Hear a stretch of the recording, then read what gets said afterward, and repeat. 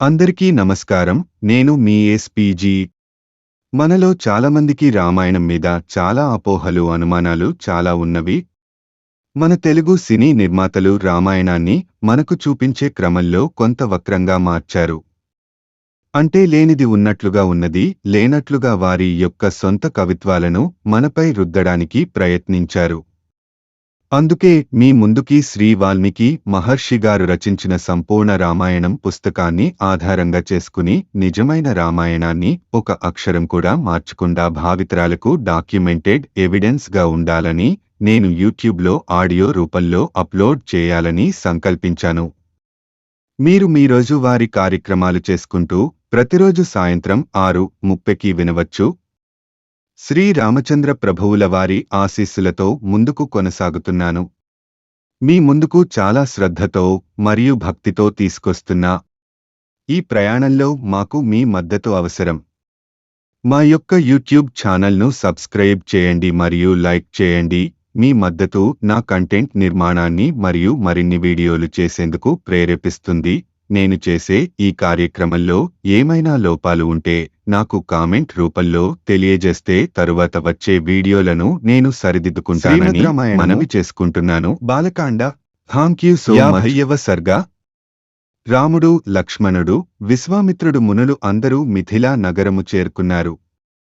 జనకుడు చేయు యాగమునకు వచ్చిన ఆహుతులతో మిథిలా నగరము క్రిక్కిరిసిపోయింది. యాగమునకు వచ్చిన మునులకు వేసిన ఋషివాటికలతో మిథిలా నగరము నిండిపోయింది. అప్పుడు రాముడు విశ్వామిత్రుని చూచి ఇలా అన్నాడు: ఓ మునీంద్ర, ఇక్కడ అంతా జనసమ్మర్దముగా ఉంది. మనకు ఉండుటకు తగిన ప్రదేశమును నిర్ణయింపుడు అని అన్నాడు. అప్పుడు విశ్వామిత్రుడు జనసమ్మర్దము లేని ప్రదేశములో, జలము బాగా దొరికే ప్రదేశములో తమకు అతిథగృహమును ఏర్పాటు చేశాడు. ఇంతలో జనకునకు విశ్వామిత్రుడు యాగమునకు వచ్చాడు అన్న విషయం తెలిసింది. జనక మహారాజు తన పురోహితుడు అయిన శతానందుని, ఋత్విక్కులను వెంటబెట్టుకుని విశ్వామిత్రుని వద్దకు వచ్చాడు. విశ్వామిత్రునకు అర్ఘ్యము పాద్యము అర్పించి పూజించాడు. జనకుడు ఇచ్చిన ఆతిథ్యమును సంతోషంతో స్వీకరించాడు విశ్వామిత్రుడు. ఓ జనక మహారాజా, నీకు క్షేమమేనా? నీ రాజ్యములో ప్రజలు క్షేమముగా ఉన్నారా? యజ్ఞము ఎట్టి అవాంతరములు లేకుండా సక్రమంగా జరుగుతూ ఉందా అని అడిగాడు. తరువాత విశ్వామిత్రుడు అక్కడకు వచ్చిన ఋత్విక్కులను, ఉపాధ్యాయులను, పురోహితులను ఉచిత రీతిని కుశల ప్రశ్నలు వేసి వారి క్షేమములు అడిగాడు. అప్పుడు జనక మహారాజు విశ్వామిత్రునికి నమస్కరించి ఆయనకు ఉచితాసనము సమర్పించాడు. విశ్వామిత్రుడు ఆసనము మీద కూర్చున్నాడు. తరువాత ఋత్విక్కులు, పురోహితులు, మంత్రులు కూడా తమ తమ ఆసనముల మీద కూర్చున్నారు. అప్పుడు జనక మహారాజు విశ్వామిత్రునితో ఇలా అన్నాడు: ఓ మహర్షి, మహాత్ములు, పుణ్యాత్ములు అయిన మీరు ఈ యజ్ఞమునకు వచ్చి నన్ను ధన్యుడిని చేశారు. తమరి దర్శన భాగ్యముతో నా యజ్ఞము సఫలమైనది. తమరి అనుగ్రహము నాకు పూర్తిగా లభించింది. ఓ విశ్వామిత్ర మహర్షి, యజ్ఞము సమాప్తమగుటకు ఇంక 12 దినములు మిగిలి ఉన్నది. తరువాత వారి వారి హవిర్భాగములు స్వీకరించుటకు దేవతలు అందరూ వస్తారు అని అన్నాడు. తరువాత జనకుని దృష్టి రామలక్ష్మణుల మీద పడింది.